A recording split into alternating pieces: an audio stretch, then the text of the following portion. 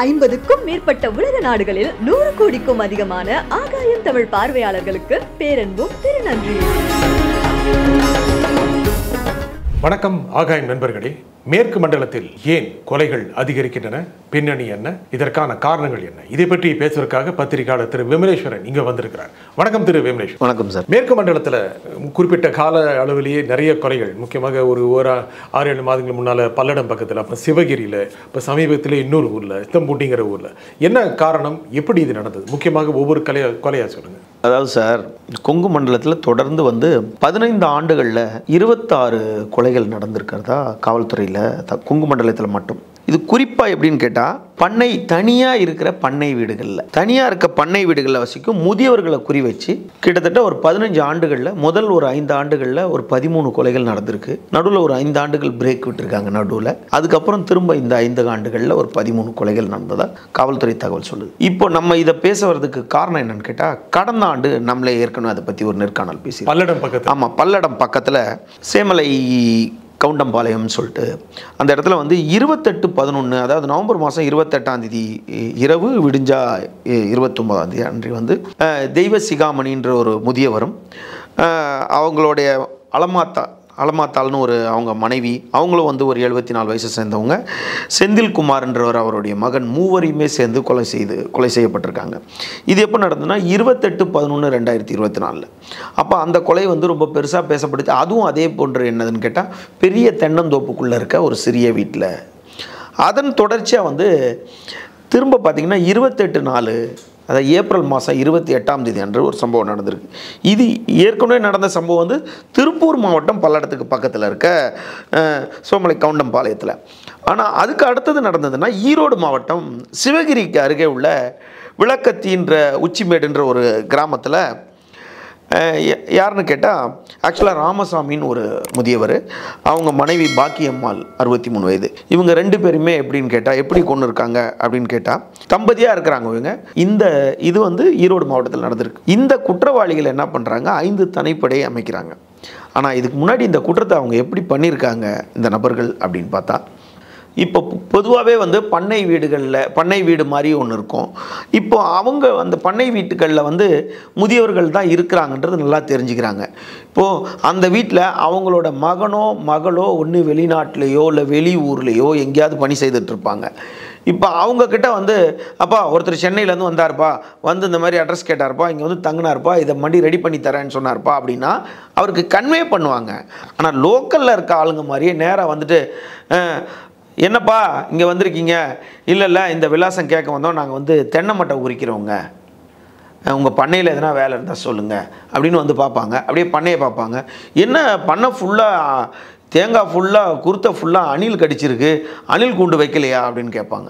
அணில் கூண்டு வைக்கலையான்னு கேட்டால், நீங்கள் அணில் கூண்டு போட்டிருந்தீங்கன்னா அது உங்களுக்கு இந்த மாதிரி தேங்காய் வீணாகாது அப்படின்னும் போது அந்த முதியவர்கள் என்ன பண்ணுவாங்க, ஓ அப்படியா, அதெல்லாம் நாங்களே பண்ணுறோமே, எங்ககிட்ட சொல்லுங்கள், இன்னும் அவ்வளோ மட்டைகள் இருக்குது, அந்த கழிக்கலையா அப்படின்னு சொல்லும்போது, சரிங்க இந்த வேலையை செய்யுங்க அப்படின்னு சொல்லும்போது அதை கழிப்பாங்க.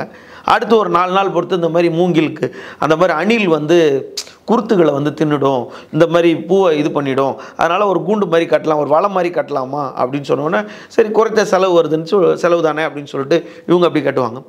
3ஆவது நாள் ஒரு சில நாட்கள் பொறுத்து, நீங்கள் எந்த ஊர், உங்களுக்கு எதனா பையன் இருக்காங்களா, உங்களுக்கு எதனா பொண்ணு இருக்காங்களா, இவங்களுக்கு இந்த ஊரில் எங்கே சொந்தக்காரங்க பொண்ணு ஒன்று இருக்குது, இந்த ஊர்லேயே பக்கத்து ஊர்லேயே, நான் வேணால் கேட்டு சொல்லட்டுமான்னும் போது, தென்னை மரம் இதில் ஏறி அதாவது வலை கட்டுறவங்களுக்கும் அந்த குருத்தை வெட்டுறவங்களுக்கும் உள்ளாத ஒரு அந்யோன்யம் இந்த பெண் இருக்கா மாப்பிள்ளை இருக்கான்னு கேட்கும்போது ரொம்ப ரொம்ப அவங்களுக்கு ரொம்ப பழகின மூஞ்சமாயிடும். ஐயா அதான் நான் கேட்டு சொல்கிறேன் அத்தா அப்படின்னோடனே சரின்னு சொல்லிட்டு இவங்க போயிடுறது. ஒரு சில நாட்களில் திரும்பவும் அதே இடத்துக்கு வருவாங்க. இங்கே வண்டி நின்றுச்சு, வண்டி இங்கே விட்டுட்டு போகலான்ட்டு வந்தேன், எனக்கு தெரியலையா யாருப்பா அப்படின்னு கேட்பாங்க. அன்றைக்கி தான் வந்தேனே, பொண்ணு பற்றி கேட்டிருந்தமே. முதியவர்களுக்கு பொதுவாக அதாவது ஞாபக சக்தி கொஞ்சம் குறைந்து இருக்கனால, ஐயா உங்களுக்கு தெரியாதா, அன்றைக்கி நான் உங்களுக்கு பொண்ணு இருக்கிறேன்னு கேட்டேன், ஆமாம் நீங்கள் இல்லை, வாங்க வண்டி இங்கே விட்டுட்டு போ, இப்படி ஒரு பரிச்சயமான ஒன்று என்ன ஆயிடுறாங்க. அடுத்த முறை வரும்போது அந்த வீட்டில் தெரிஞ்சுக்கிறாங்க, இந்த வீட்டில் முதியோர் இருக்காங்க, இவங்களுக்கு இத்தனை ஏக்கரில் தென்னை மரம் இருக்குது, இவங்க பையன் ஒருத்தங்க இருக்காங்க, பொண்ணு வெளியூரில் இருக்காங்க, விடுமுறை நாட்களில் பேரம்பேத்திகள் வருவாங்க, இவங்க தனியாக தான் இருப்பாங்க, இவங்க வீட்டில் குறிப்பாக கை வச்சா ஒரு 10 சவரன் நகை இருக்கும், ஒரு கம்மியாக பார்த்தா ஒரு 10,000 ரூபா பணம் இருக்கும் அப்படின்ற நடந்த நிகழ்ச்சி, நடந்த கொலையோட இந்த கொலையோட, அதாவது இந்த கடைசியாக வந்து ஈரோடு மாவட்டம் சிவகிரியில் நடந்த சம்பவம், அந்த 10.25 சவரன் வந்து இப்படி தான் அடிச்சுக்கிருக்காங்க. கொஞ்சம் கொஞ்சமாக டெவலப் பண்ணி 2 முறை 3வது முறை வரும்போது அவங்க நினைவு வச்சுட்டு என்ன பண்ணியிருக்காங்க, உடனே அவங்கள கூப்பிட்டு பார்த்த உடனே என்ன பண்ணியிருக்காங்க, இதில் வந்து உடனடியாக அவங்க காலங்காத்தால் வராங்க, கதவு திறக்கிறாங்க. யாருங்க தெரியலையங்க இருக்காங்க இரவு. அதான் அன்றைக்கி வந்தனே, வண்டி விடுறதுக்கு இங்கே வண்டி ரிப்பேர் ஆகிடுச்சு விட வந்தனே அப்படின்னு சொல்லிட்டு அவங்க சூதாச்சு எந்திரிக்கிறதுக்குள்ளே அவங்கள தாக்கிடுவாங்க. இப்படி தாக்கிட்டு அவங்க எடுத்துகிட்டு போகும்போது அவங்க முதல் முறை வரும்போது இந்த இடத்துல சிசிடிவி இருக்கா இல்லையான்னு தெரிஞ்சிடும். பெரும்பாலும் அங்கே இருக்க வீடுகள்லாம் பார்த்திங்கன்னா அந்த பண்ணை வீடுகள்னு வரும்போது கிராமத்துக்குள்ளே ஊருக்குள்ளே ஒரு குறிப்பிட்ட தெருவுலலாம் இருக்காது. அதாவது ஊரை ஒட்டி ஊர்லேருந்து ஒரு 1/4 பல்லாங்கு தூரம் 1/2 பல்லாங்கு தூரம் இல்லை ஊரை தோப்பில் தனியாக சுற்றி தோப்பு வீடு இருக்கும். பெரும்பாலும் இங்கே வந்து கேமராக்கள், சிசிடிவி கேமராக்கள் போதுமானதாக அங்கே யாரும் வைக்க இன்னும் அந்த அளவுக்கு வரல. தொலைதூரமாக இருக்கும். ஒரு வீட்டுக்கு இன்னொரு வீட்டுக்கு, ஆமாம், இன்னொரு வீட்டுக்கு ரொம்ப தொலைவு இருக்கும், இல்லை எதிர்த்த மாதிரி இருக்கும். அப்படின்னும் போது அங்கே வந்து இவங்க போதுமான போக்குவரத்து வசதி, யாரும் ரொம்ப அமைதியான வாழ்க்கையை வாழ்கிறாங்கன்னும் போது அங்கே வந்து குறிப்பாக குறி வச்சிடறாங்க இவங்களுக்கு தேவைன்னு. இப்படி நடந்தது தான் வந்து அந்த ஈரோடு மாவட்டம் சிவகிரியில் வந்து 28/4/2025 இந்த சம்பவம் நடந்திருக்கு. 18/5 மூவரை தனிப்படை அமைச்சு மூவரை கைது செய்கிறாங்க. 18/5 அந்த மூவரில் பார்த்தீங்கன்னா முக்கியமானவர் ரமேஷ், 54 வயது கூடிய ரமேஷ்னு ஒருத்தர் கைது செய்கிறாங்க. அதன் பிறகு பார்த்தா மாதேஸ்வரன் ஒருத்தர், 52 வயது உடைய மாதேஸ்வரன் ஒருத்தர் கைது செய்கிறாங்க. 3வது ஆச்சியப்பன் ஒருத்தர் கைது செய்கிறாங்க. இவருக்கு வந்து 48 வயசு. இவங்க 3 பேரையும் கைது செய்தவுடனே இவங்க யாருன்னு விசாரிக்கும் போது தான் இவங்க இதுவே தான் பிளானாகவே இருந்திருக்காங்க. இவங்க வந்து இதுக்கு முன்னாடி ப்ரீவியஸ் என்ன பண்ணுறாங்க அப்படின்னு இந்த ஈரோடு மாவட்டம் சிவகிரியில் 28 செப்டம்பர் 28 நடந்த சம்பவத்தை குற்றவாளிகளை பிடிக்கும்போது அப்போ தான் அவங்களுக்கு காவல்துறைக்கு தெரிய வருது, கடந்த ஆண்டு 28/11/2024 அந்த திருப்பூர் மாவட்டம் பல்லடத்தில் கொலை செய்த அந்த மூவரை கொலை செய்தவர்கள் தான் இவர்கள் தான் அப்படின்ட்டு. அதற்கு நடுவில் என்ன ஆயிடுதுன்னு கேட்டால் அவர்கள் தான் போலீஸ், ஆமாம், இல்லை அவங்களே ஒத்துக்கிட்டாங்க. அப்படிங்க எப்படி காரணம்னு கேட்டால் 28/11/2024 அந்த சம்பவம் நடக்குது. அந்த சம்பவம் நடந்து 18/3/2025, அதாவது 100 நாட்கள், கரெக்டாக 100வது நாட்கள் காவல்துறை தமிழ்நாடு காவல்துறை தலைவர் வந்து இந்த வழக்கை வந்து சிபிசிஐடிக்கு மாற்றுறார். சிபிசிஐடிக்கு மாற்றினோடனே சிபிசிடி வசம் போனவுடனே அடுத்த இந்த சம்பவம் நடக்குது. இந்த சம்பவம் நடந்தோன்னே கூப்பிட்டோன்னே இவர்கள் தான் 19 இடத்துல இதை மாதிரி பண்ணியிருக்காங்க. இவங்க மேலே 19 வழக்குகள் இருக்குது. இந்த 19 இடத்துல இவங்க வந்து ஒரே ஒரு இடத்துலையே என்னவோ தான் வந்து இவங்க அங்கேருந்து எந்த ப்ராப்பர்ட்டியும் எடுத்துகிட்டு போகாமல் போனது. மீதி எல்லா இடத்துலையும் ஒரு சில ப்ராப்பர்ட்டிகளை கொண்டு போயிருக்காங்க. எந்த இடத்துல எடுத்துகிட்டு போகல, எல்லா அதாவது முன்னாடி, அதாவது குறிப்பிட்டு பார்த்தீங்கன்னா ஒரு 2019 ஒரே ஒரு இடத்துல மட்டும் அவங்க வந்து ஏதோ ஒரு இடத்துல கொண்டுட்டு அங்கேருந்து பொருளை எடுத்துகிட்டு போகலாம். அதுக்குள்ளே சத்தம் கேட்டிருக்கும், வெளியே யாருனா வந்திருப்பாங்க, இருக்கிற இடம், பொருள் இருக்கிற இடம் தெரிஞ்சிருக்காது. அந்த இடத்துல நம்ம கேட்கும்போது விசாரிக்கும் போது என்னன்னு கேட்டால் அங்கே வந்து இரும்பு அந்த காலத்து பீரோ மாதிரி இருக்கும் பார்த்தீங்களா, அப்படி திறந்து சாய் போட்டு அந்த மாதிரி இடம்ன்றனால அந்த ஒரு இடத்த மட்டும் விட்டுட்டாங்க. அப்போ இவங்க 3 பேரையும் இவங்க காவல்துறை இவங்களை பிடிச்சி விசாரிக்கும் போது இவங்கக்கிட்ட இந்த நகையெல்லாம் எங்கே கொண்டு போய் கொடுக்குறீங்கன்னு பார்க்கும்போது இவங்க ஒரு நகைக்கடை உரிமையாளரை ஒருத்தர் காட்டுறாங்க. அவர் பேர் ஞானசேகரன் சொல்லிட்டு, அவர் 36 வயசு. அவரை காட்டும் போது அவர்கிட்ட தான் இவர் வந்து இவங்க நகையெல்லாம் கொடுத்து வைக்கிறாங்கன்னு. அப்போ 18ஆம் தேதி 3வது அதாவது 18ஆம் தேதி 5ஆம் மாதம் அந்த மூவரை கைது பண்ணுறாங்க. இவங்களோட வாக்குமூலத்தின் அடிப்படையில் 19 மறுநாளே கைது பண்ணி இவர்களை கொண்டு போய் நீதிமன்றத்தில் ஆஜர்படுத்தி இவங்களை வந்து பவானி காவல் சிறையில் இப்போ இருக்கிறாங்க. இந்த நிலையில் அடுத்து இப்போது கடந்த சில நாட்களுக்கு முன்னாடி நாமக்கல் மாவட்டத்தில் பரமாத்தி வேலூருக்கு அருகே உள்ள சித்தன்பூண்டி கிராமத்திற்கு அருகே உள்ள குளத்துப்பாளையம், அதாவது குளத்துப்பாளையம்ன்ற ஊரை சேர்ந்தவர் தான் வந்து சாமியாத்தாள் சொல்லுது. அந்த சாமியாத்தாள் வந்து வயது வந்து அவங்களுக்கு 64 வயது. அவங்க கணவர் வந்து ஒரு 20 ஆண்டுகளுக்கு முன்னாடியே இறந்துருக்காரு. ஒரு மகன், அவர் கோயம்புத்தூரில் இருக்கார், பேரம்பேத்திகளோடு அவர் கோயம்புத்தூரில் வசித்து வருகிறார். அவர் பேர் கிருஷ்ணமூர்த்தின்னு பேர். இன்னொரு மகள், அவங்க வந்து கிருஷ்ணவேணி என்கிற சங்கீதான்றவங்க. அவங்க அதற்கு பக்கத்திலே மணியனூர்னு ஒரு ஊர் இருக்குது, அந்த ஊரில் அவங்க இருக்கிறாங்க. இப்போ இதுக்கு நடுவில் இவங்களை எப்படி கொண்டு இருக்காங்கன்னு பார்த்தா அதாவது 7ஆம் தேதி இரவு கடந்த 7ஆம் தேதி இரவு உறவினர் வீட்டு திருமணத்திற்கு போயிட்டு இவங்க எதாச்சா வீட்டுக்கு வந்திருக்காங்க. இரவு 8-9 மணிக்கு வந்திருக்காங்க. வந்தோன்னே பார்த்தீங்கன்னா 2 ஏக்கர் 75 சென்ட்டு தென்னந்தோப்பு. இந்த 2 ஏக்கர் 75 சென்ட் தென்னந்தோப்பில் நடுவில் வந்து ஒரு தார்ஸ் கட்டிடம், அதாவது தார்ஸ் கட்டிடம்னா அதாவது சிமெண்ட் பில்டிங், ஒரு பில்டிங் கட்டிட்டு சின்ன வீடு, அதுக்கு முன்னாடி 10 அடியும் அகலமாக 20 அடியும் தாவாரம் மாதிரி, அதாவது ஓடு போட்டு ஷீட்டு மாதிரி தாவாரம் இறக்கிட்டு, அப்போ உள்ள வெக்கையாக இருக்குன்றவங்க இவங்க எப்பயுமே வந்து அந்த தாவாரம் அந்த வெளியே போட்டிருக்க ஷெட்டில் தான் இவங்க படுத்துருந்துருக்காங்க. அப்போ இவங்க வந்து அங்கே வெளியே வந்து அன்று இரவு அவங்க அங்கே படுத்துட்டாங்க. பார்த்தா ஒரு 1:19க்கு இவங்க வந்து அந்த பக்கத்து வீட்டில் இருக்க, பக்கத்து வீடுனா இன்னொரு பக்கத்து வீடு இருக்காது, கொஞ்சம் பல்லாங்க இருக்கும், அந்த இருக்க குழந்தை வேலுன்னு ஒருத்தருக்கு அழைப்பேசியில் அழைத்ததாகவும் உடனடியாக என்ன நடந்திருக்கு சம்பவம்னா 2 பேர் வந்திருக்காங்க. அது எப்படி நடந்திருக்கு அப்படின்னா, நல்ல ஒரு 9, அதாவது 1:19க்கு தன்னோட மருமகனை அழைக்கிறாங்க. முத்துக்குமார்னு தன்னோட மருமகனை அழைக்கிறாங்க. மருமகனும் வந்துடுறாரு. அப்பகுதியில் இருக்க உறவினர், அந்த குழந்தை வேலு, அந்த பக்கத்து வீட்டுக்கு எல்லாரும் வந்துடுறாங்க. வந்த உடனே 1:19க்கு அவங்களுக்கு ஃபோன் பண்ணோன்னா அடுத்த அரை மணி நேரத்துக்குள்ளே அவங்களாம் வந்துடுறாங்க. வந்து பார்க்கும்போது இவங்களோட வாய் கிழிஞ்சி தொண்டையில் வெட்டுப்பட்டு ஏராளமான ரத்தங்கள் கீழே போயிருக்கு. ஆமாம், ரத்தம் போயிருக்கு. இவங்களோட பல்கள் மட்டும் 2 பல்லு கீழே விழுந்திருக்கு. ஆனால் இதில் ஒன்று என்னன்னு கேட்டால், இவங்களோட கட்டில், தலகாணி, பெட்ஷீட் எல்லாம் இருக்குது. அந்த பெட்ஷீட்லேயும் தலகாணிலையும் ரத்தமே இல்லை, ஆனால் கீழே தான் இருக்குது. அப்போது இவங்க படுத்திருக்கும் போது இவங்களை கொல்லலை, இவங்க வெளியே வந்து அட்டன் வரும்போது அவங்க கொல்றாங்க. ஆனால் இவங்களை வந்து என்ன பண்ணுறாங்க, வெட்டிடுறாங்க. வெட்டி கழுத்தில் ஒரு வெட்டி, இவங்க சத்தம் போடும்போது கழுத்தில் ஒரு வெட்டு, வாயில் ஒரு வெட்டிட்டு அவன் ஓடி போயிடுறாங்க, என்ன பண்ணுறதுன்னு தெரியாமல். உடனே இவங்க என்ன பண்ணுறாங்க, அப்படியே சூதாரித்து கொண்டு லைட்டை போடுறாங்க. முடியாதோட லைட்டை போட்டு தலகாணிக்கு கீழே பர்ஸு பக்கத்தில் ஒரு ஃபோன் வச்சுருக்காங்க. அந்த சின்ன ஃபோனை எடுத்து தன்னுடைய மருமகனுக்கும் அந்த பக்கத்து வீட்டுக்கும் ஃபோன் பண்ணுறவங்க இவங்க வந்துடுறாங்க. இவங்க மருமகன் வர்றதுக்கு முன்னாடி அந்த உறவினர்கள் பக்கத்து வீட்டில் இருக்கவங்களாம் வந்துடுறாங்க.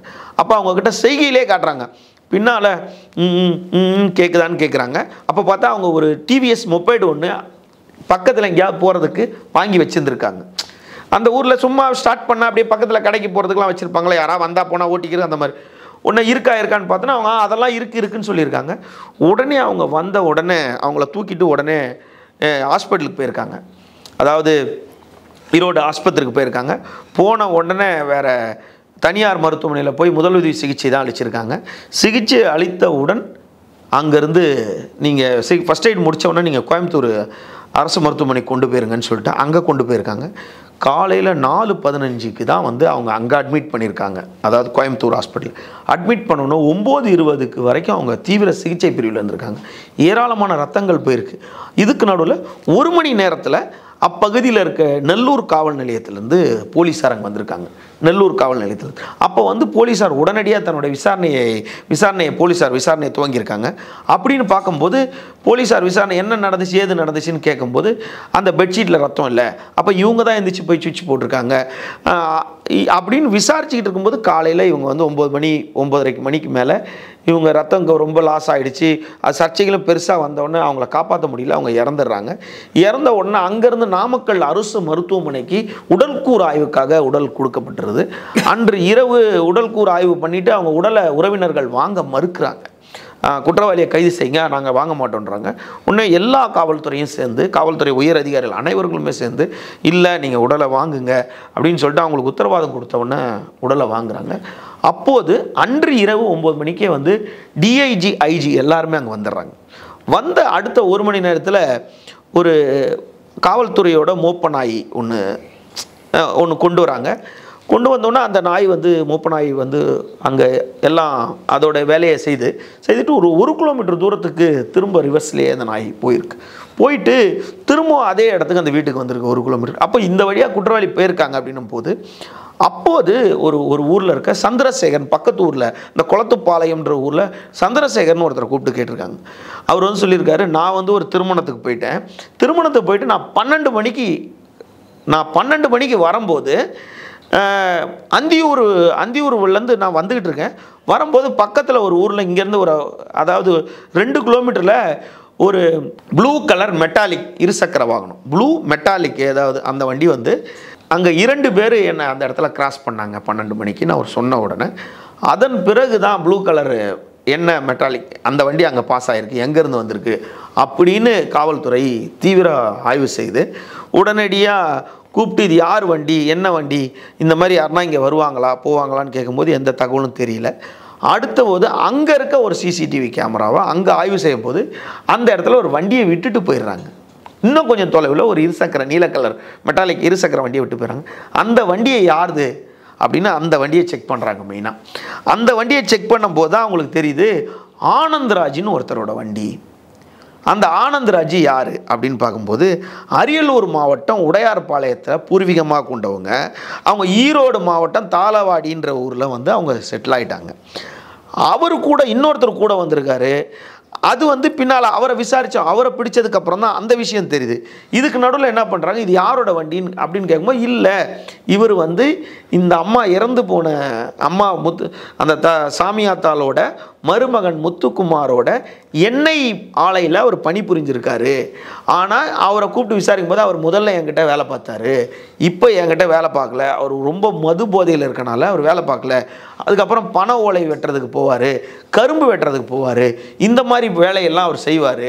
ஆனால் இப்போ கிடையாது, ஆனால் அவர் அந்த ஊரில் இருக்கார் அப்படின்னு சொன்ன உடனே காவல்துறை என்ன பண்ணுது, அந்தியூர் புறப்படுது. அவர் ஃபோனை ட்ரேஸ் ஓவர் பண்ணோன்னா அந்த ஃபோன் வந்து அந்தியூர் பகுதியில், அந்த கைபேசி அந்தியூர் பகுதியில் இருக்குது. உடனே அந்தியூர் போனால் அங்கே அவங்க உறவினர் அக்கா வீட்டில் ஆனந்த்ராஜ் இருக்கிறார். காவல்துறை எப்படி 5 தனிப்படை 8 தனிப்படை உடனே போய் அவரை அடுத்த 24 மணி நேரத்தில் அவரை பிடிக்கிறாங்க. 24 மணி நேரத்தில் டீம் கிளம்பிடுச்சு. போய் அவரை பிடிக்கிறாங்க. பிடிச்ச உடனே என் கூட அஜித் குமார்னு ஒருத்தர் இருந்தார். ஒத்துக்கிட்டார் அவர் தான்? ஆமாம், ஒத்துக்கிட்டார். என்னன்னு கேட்டால் இடையூறு செய்கிற பிறப்பில் நீங்கள் அந்த வண்டி காமிச்சாங்க, அந்த அம்மா இறந்து போன அம்மா வண்டி காமிச்சாங்க, இதெல்லாம் செக் பண்ணுங்கண்ணா. இதுக்கு அதுக்கு தொடர்பு இருக்கா? இதற்கு அதுக்கு தொடர்பு இருக்கான்னா வெளியே ஒரு பொருள் இருக்குது, வண்டியை திருட கூட யாராவது வந்திருப்பாங்கன்ற ஒரு செய்கையில் அவங்க கேட்டு. ஆனால் உடனடியாக இந்த சம்பவம் நடந்த உடனே காவல் கண்காணிப்பாளர் ராஜேஷ் கண்ணா ஒரு அறிக்கை கொடுக்குறார். எப்படி கொடுக்குறாருன்னா, இங்கே எல்லாம் ஆதாய கொலைக்காக நடந்ததுன்னு சொல்கிறாங்க, இது அப்படி கிடையாது, இது நகைக்காக கொலை பண்ண மாதிரி தெரியல, கொலையாளி இங்கேருந்து எதையுமே எடுத்துகிட்டு போகல, அப்போது அவங்கள படுத்திருக்கும் போது கூட கொல்லலை, அப்போ கொலையாளி உங்களுக்கு தெரிஞ்சவனாக தான் இருக்கிறான், அப்போ வெளியே இந்த ஆதாய கொலை இருக்குல்ல, அதனால் இது காவல்துறை விசாரணை போயிட்டு இருக்கும்போது இது சம்மந்தமாக நீங்கள் வந்து எதையும் திசை திருப்பாதீங்க, ஊடகங்கள் காட்சி ஊடகங்கள், அவர் ஒரு சட்டப்படி நடவடிக்கை எடுப்போம் அவர் ஒரு ஸ்டேட்மெண்ட்டை கொடுக்குறாரு. ஆனால் கடைசியில் நடந்தது அப்படி தான் நடந்திருக்கு. என்னன்னு பார்க்கும்போது அதே அப்புறம் டிஐஜி ஐஜி எல்லாம் வந்தவொடனே என்ன பண்ணுறாங்க, இந்த வண்டி நீல கலர் வண்டி அந்த சந்திரசேகரன்றவர் அட்ரஸ் பண்ணுறாரு, இந்த இடத்துல பார்த்துட்டு அதை வச்சு அந்த நம்பரை ட்ரேசர் பண்ணுறாங்க. நம்பரை ட்ரேசர் பண்ணி இந்த நபர் தான் அவரோட வண்டின்னு கண்டுபிடிக்கிறாங்க. அவருடைய கைபேசியை பண்ணும்போது அவர் அந்தியூர் கிட்ட இருக்கார். அந்தியூர் அப்படின்றது இந்த சம்பவம் நடந்ததுலேருந்து 95வது கிலோமீட்டரில் இருக்குது. அதாவது இந்த சம்பவத்திலிருந்து 95 கிலோமீட்டர், 100 கிலோமீட்டர். ஆமாம், 90லேருந்து 95 கிலோமீட்டர் அந்தியூர். அவரை போய் பிடிக்கிறாங்க. பிடிச்சன்னு அவர் சொல்கிறாரு, எங்கள் ஊர் ஈரோடு தாளவாடியை சேர்ந்த அஜித் குமார்னு ஒருத்தர் இருக்கிறாரு, அவரும் கூட தான் வந்தார், எதுக்குடா போனீங்க அப்படின்னு கேட்டால், நாங்கள் வந்து அந்தியூரில் உட்காந்து ஒரு கடையில் மது அருந்தணும், மறந்தோடனே எங்ககிட்ட காசு இல்லை, அப்போ நாங்கள் அங்கே ஒரு பாட்டிலை வாங்கி மேலும் ஒரு பாட்டிலை குடித்தோம், இன்னொரு பாட்டிலை வாங்கி வச்சுக்கிட்டு நேராக சாமியாத்தா வீட்டுக்கு போனால் நகை கொஞ்சம் இருக்கும், காசு கொஞ்சம் இருக்கும், அதை அந்த கிளவியை அடிச்சுட்டு அந்த நகையை பிடிங்கிட்டு வந்துடலான்ற ஒரு எண்ணத்தில் நாங்கள் போனோம். கரும்பு வெட்டுற அருவாவை எடுத்துக்கிட்டே போனோம். அங்கே போய் அந்த 1 கிலோமீட்டருக்கு முன்னாடி வண்டியை நிப்பாட்டிட்டு சத்தம் கேட்கக்கூடாதுன்னு கரையிலே நடந்து போனோம். அப்போ அங்கே நிப்பாட்டிட்டு நிப்பாட்டிட்டு இருந்த ஒரு மது பாட்டிலே நாங்கள் மது அருந்தது மட்டும்தான் எங்கள் நினைவில் இருக்குது. அதுக்கப்புறம் எங்களுக்கு நினைவிலே இல்லை. நாங்கள் போயிட்டு அங்கேருந்து உடனே வந்துட்டோம். ஆனால் இதை அவர் சொன்ன உடனே இவங்க தான் பண்ணாங்க. ஆனால் அந்த அந்த கரும்பு வெட்டுற கத்தியும் இருக்குது. கரும்பு வெட்டுற கத்தியும் அந்த பெட்ரோல் டேங்க் மேலே இருக்க கவரில் வச்சுக்கிட்டு தான் போயிருக்காங்க. ஆனால் கரை மேலே வந்திருக்காங்க, அவங்க கொள்ளடிக்கலான்ட்டு வந்திருக்காங்க. அன்கான்ஷியஸ் பிளாக் அவுட் ஸ்டேஜ், இவங்களால கான்ஷியஸ் இல்லை. அங்கே வந்து ஐயோயோன்னு கத்தின உடனே கழுத்தில் கையில் வெட்டிட்டு அங்கே எடுக்காமல் சுயநினைவு இல்லாமல் போய் தட்டு மாதிரி அந்த வண்டியை எடுக்காமல் போயிடுச்சுங்க. போயிட்டு காலைல மறுநாள் அங்கே ஒளிஞ்சிருக்காங்க. ஏதோ நடந்துருச்சு பண்ணிட்டோன்றது ஒரு அளவுக்கு 40% நேற்று என்ன நடந்துச்சுன்னா முழுசாக என்ன நடந்துச்சு, இவன் போட்டானா, நம்ம முதல் வெட்டமா, அவன் போன இந்த நினைவிலே இருக்கும்போது இப்போ காவல்துறை விசாரணையை பார்த்தா வண்டி நடுவில் போச்சு. ஆமாம், வந்து ஒரு இடத்துல விட்டுட்டு அங்கேருந்து போயிட்டாங்க அவங்க. அதுக்கு மேலே அன்கான்ஷியஸ் ஆகிட்டாங்க. அதாவது அந்தியூர்லேருந்து வர வழியில் பார்த்திங்கன்னா பவானிக்கு அப்புறம் தோடுன்னு ஒரு இடம், சித்தோடுக்கு அப்புறம் ஈரோடுக்கு அப்புறம் கருங்கல்பாளையத்துக்கு அப்புறம் பள்ளிப்பாளையத்துக்கு அப்புறம் திருச்செங்கோடுக்கு அப்புறம் நெல்லூர். இந்த இடத்துக்கு 10 கிலோமீட்டருக்கு ஒரு காவல் நிலையம் இருக்குது. அப்போது இந்த அந்தியூர்லேருந்து 8 காவல் நிலையத்தை தாண்டி வந்திருக்காங்க. 8 காவல் நிலைய எல்லையை தாண்டிங்க வந்திருக்காங்க. இப்போது அங்கே பகுதி மக்கள் குற்றச்சாட்டுறது என்னென்னா, 8 காவல் நிலையத்து எல்லையை தாண்டி ஒரு 2 வீலரோட வாகனத்தில் பெட்ரோல் டேங்க்கு மேலே அந்த கரும்பு வெட்டுற அருவாவை எடுத்துகிட்டு ஒருத்தன் போகிறான், அதுவும் போதையில் இருக்காங்க. இந்த 8 இடத்துல ஒரே சாலையில் தான் வந்துட்டு போகணும்.